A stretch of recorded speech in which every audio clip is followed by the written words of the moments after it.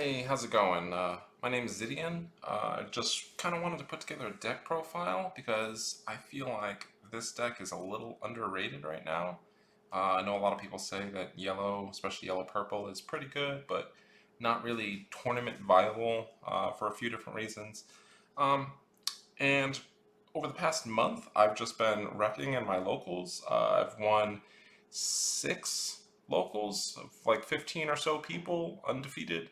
I won Mario Gaming Worlds Wednesday weekly yesterday. Got second place in uh, True Champ Games event. I won playmat, and I just kind of want to talk about this a little bit. All right. Um, well, I guess that's all the preamble you need, so I'm just gonna hop right into it. I run four Xiaomon. I know a lot of people like running the Demi Mera. I don't feel like that card is necessary in this deck. The draw trash doesn't really matter, to be honest. You draw plenty, you have plenty of cards, so the average value isn't really helping you. Xiaomon is game winning value. If you can pop a Bossmon with this, it's game over. Sometimes you can just pop a Beowulf Mon or something with a Ghazi or whatever. So this card's very good. I run four of it because, and not the fifth Demi Mera, just because I never want to need this card and not have it. Um, but yep, that's the babies. For rookies, I'm running four Ghazi, one Elekmon. The reason for this ratio specifically is I used to run six with a second Elekmon, and that run really smooth. But it felt like I saw just a few too many rookies. The Gazimon is, I feel like, much better than the Elekmon. Elekmon's great; he can pop like a Boko or something small, but that's not always the case. And the value you get for popping a small thing, it's nice. But Ghazi stops all kinds of plays.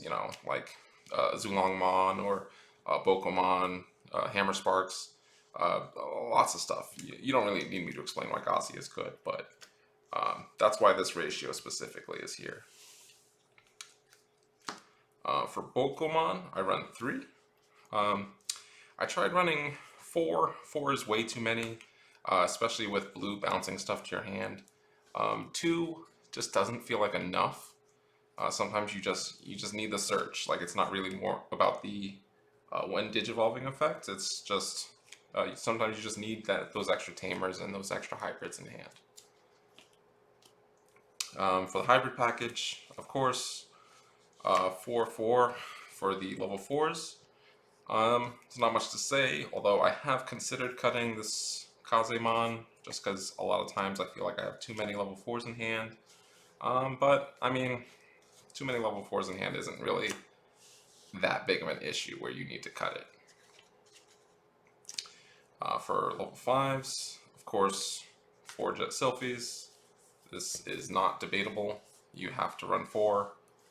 There's no room for negotiation, of course. But I do run one Rise Greymon. Rise Greymon's great in general. Getting the when digivolving effect to play a TK Kari is pretty good. Sometimes you can do stuff in matches like against blue. You can bring this up, just leave it there, and if they don't stun it, you can digivolve into like a Seraphimon, and that has 3 checks, and that's pretty strong. Um, but I feel like two, you see it too much in hand. You don't really ever need to digivolve this twice. You can grab it with other cards in the deck, so I feel like one works really nicely, and I'm pretty happy with that. Now for my boss mons, one Shine, two Seraphi, and two Dynasmon. Now, I know everyone has their own, unique spin on their mega slot. We run one Shine because sometimes this just wins the game. It doesn't happen often, especially with other options that we have in the deck.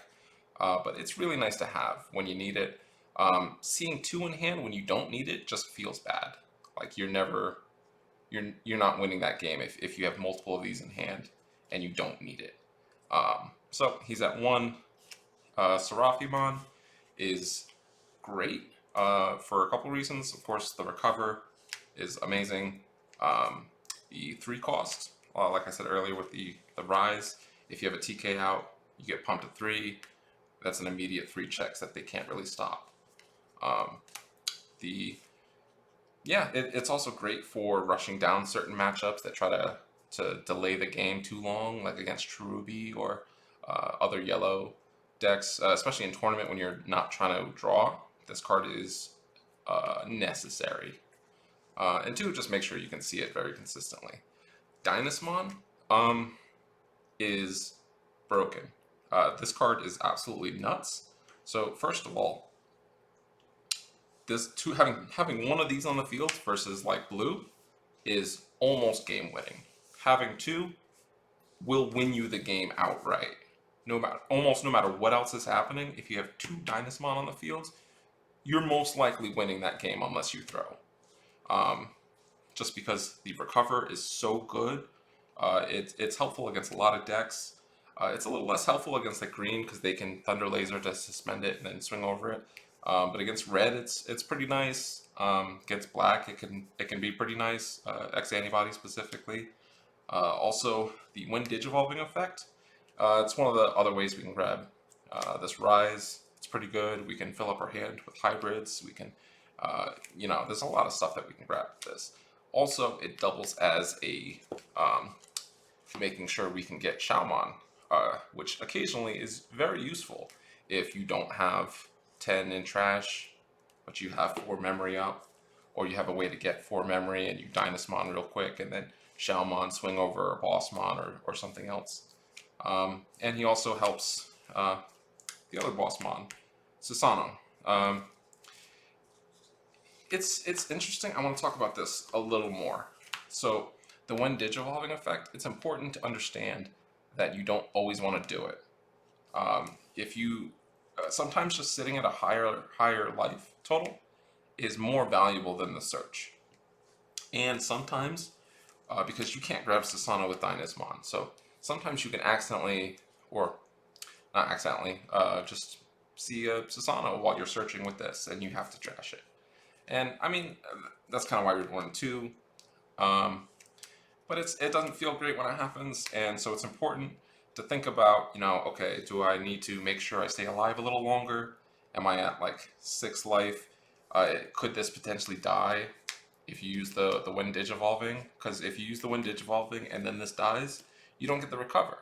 So it's like you just took damage for no reason. So just things to consider. The Susanomon, like we said, be careful when you use Dynasmon. If you already have a Susano in hand, Dynasmon is just pretty much a no-brainer. In terms of that, you don't want to trash your Susano before you get it. Heaven forbid you see 2 Susanos in your Dynasmon search. That would suck. But no. So I was running 1 Susano for a little while, and like it feels all right at 1. But 2 is really where it's at. And the reason that you need 2 is for decks that try to outgrind you. Those decks, you need to finish the game, especially in a tournament setting where you're trying to finish the game before the 50 minutes are up. If you're up against Cherubi and they're, dicking around and, just playing the back and forth game, if you drop that, they're dead in 2 turns no matter what. Especially if you got all your TK carries active. But yeah, no, this is amazing at 2. Of course, the warp effect is pretty good. But also remember, you don't have to warp. Sometimes just, having your other level 6 out and just evolving for 7, that's fine. It's not the worst thing in the world. People seem surprised when you do it. But if you do it, you pop something.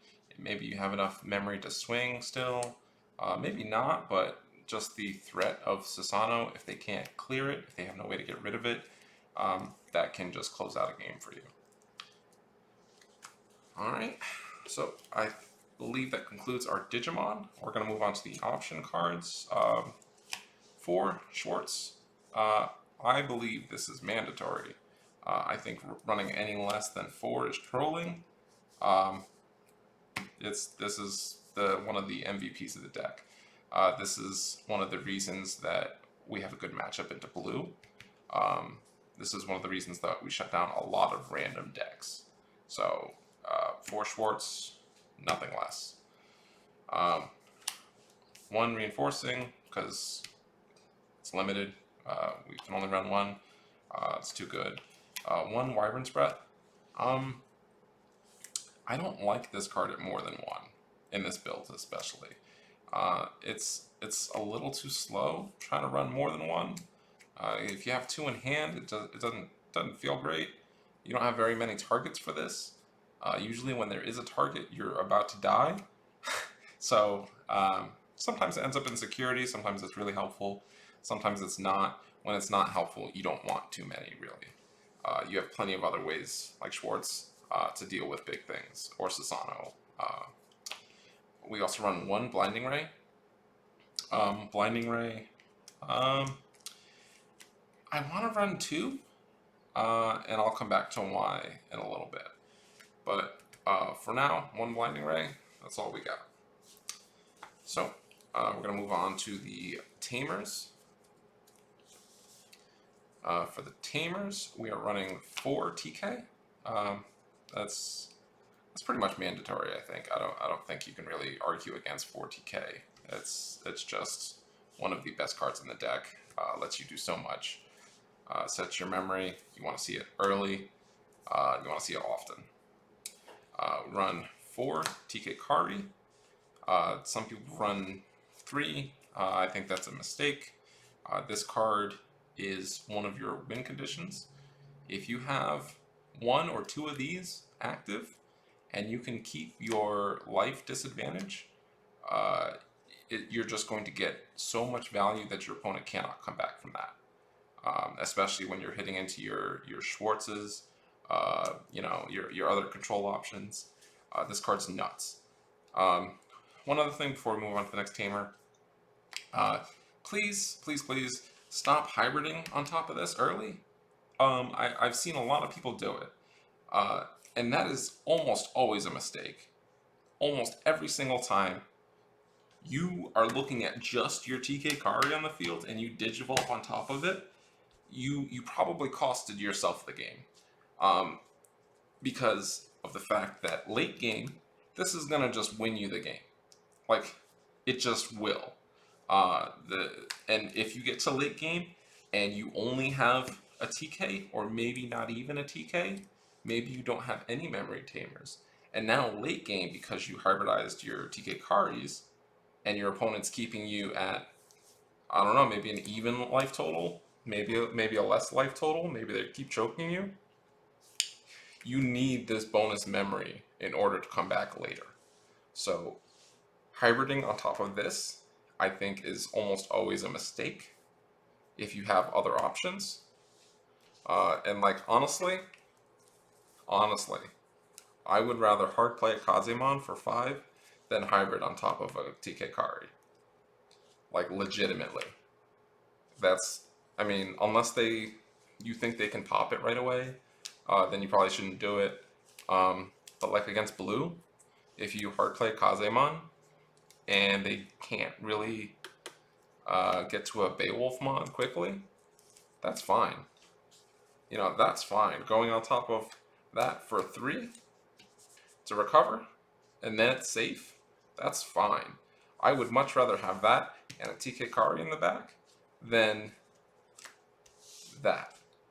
That is way better to me. But yeah, just wanted to mention that because I see a lot of people making that mistake, and I think that's costing a lot of people their games. All right, this ratio is a little different. I don't see many people running only 3 Zoe. I think Zoe.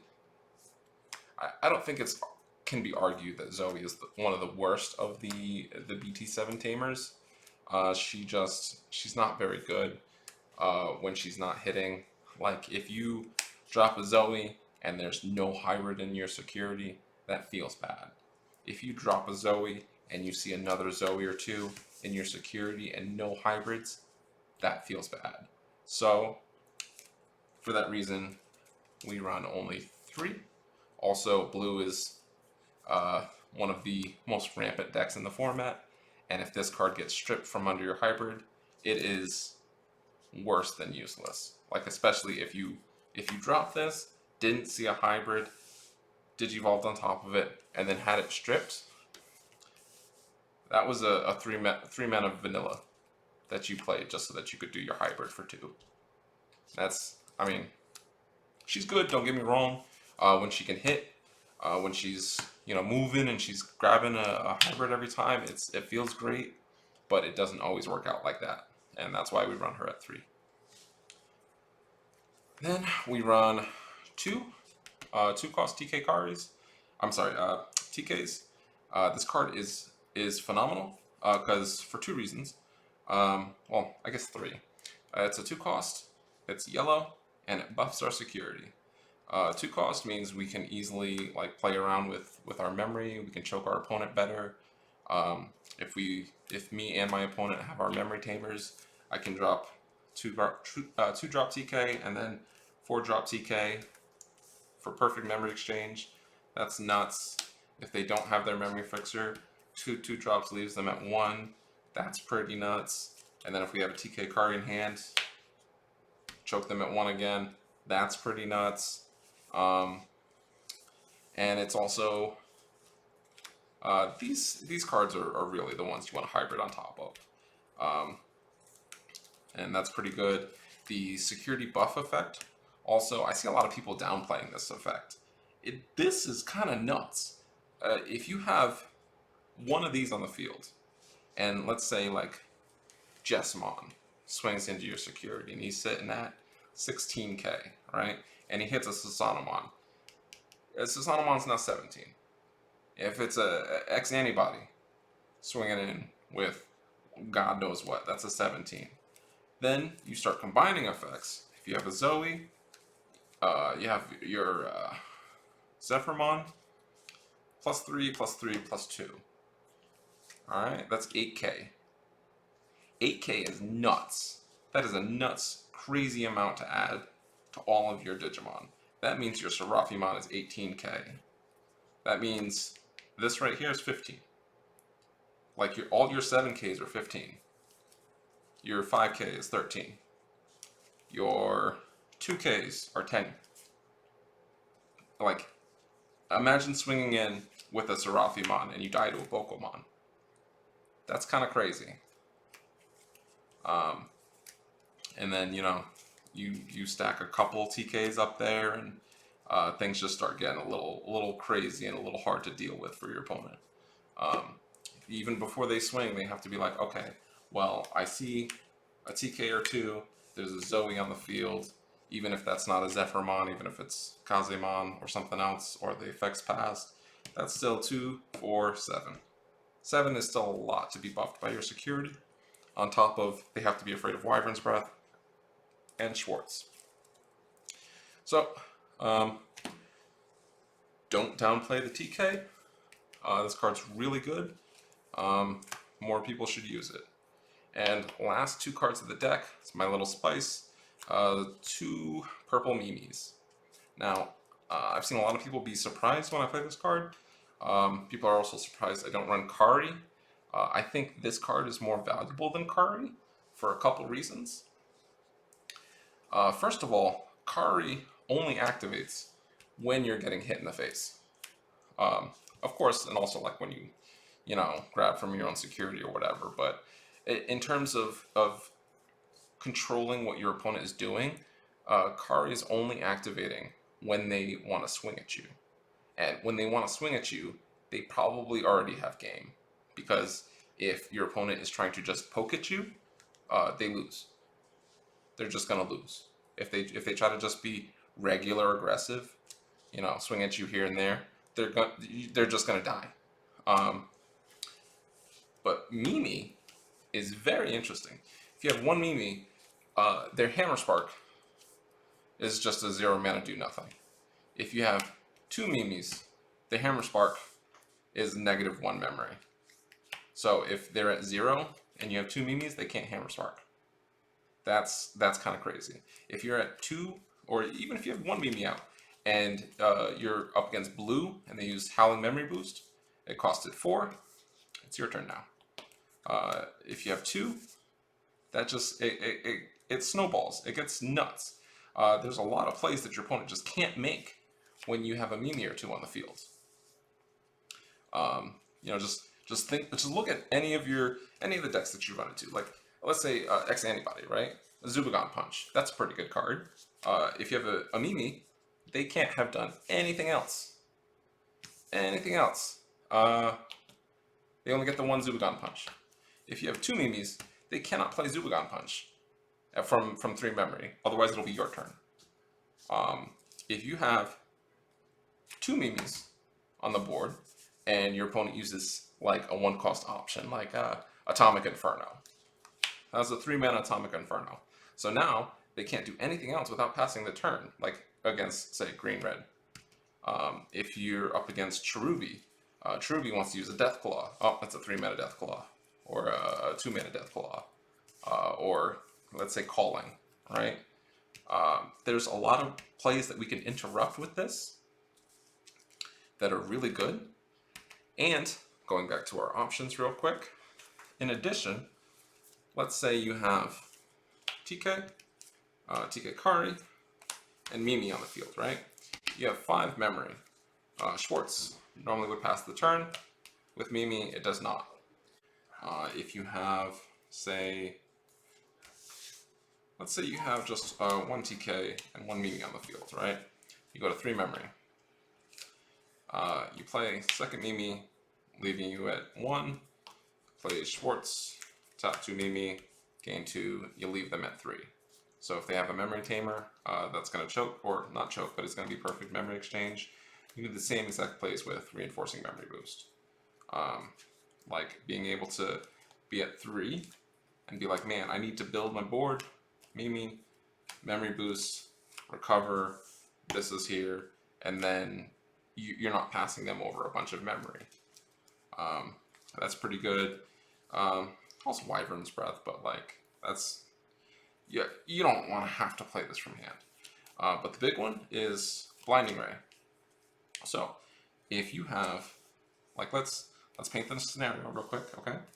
So we got 1 TK, we got 1 Mimi. Let's say we have 1 Boko on board, and then say a Lekmon and Raising, and maybe like a couple Tamers. Alright, if we have this set up, that means pretty much from 3 memory, raise this, Blinding Ray. If they have like a Madoki, you can also swing with this first, try to pop the Madoki to make sure you can get your memory. Blinding Ray, gain 3, so you're at 6. From 6 memory, like 6, we have 1 swing. You can hybrid on top of this for free with Boko.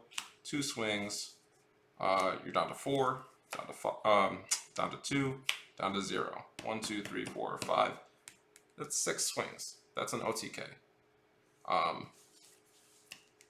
And I mean, it's not going to happen all the time, just because you probably don't want to be setting up your board specifically to try to OTK somebody exactly like that.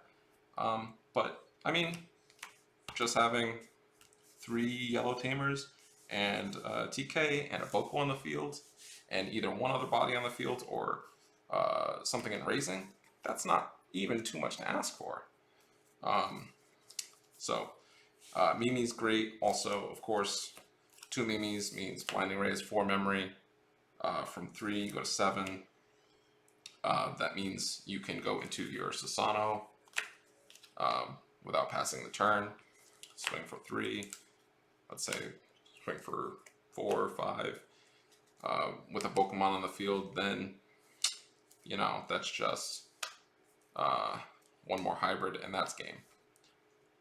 So, that's one of the reasons I kind of want to increase Blinding Ray to 2. But it also just feels bad hitting it in security, or, you know, having it and not having the tamer set up. So I'm still debating, but for now, this deck runs really smoothly. I think this deck has the potential to um, not draw all the time. I think it's just a matter of playing it correctly, playing it well, and being aware of your win conditions. All right. Well, that's all I have today. So, thank you for watching, and bye now.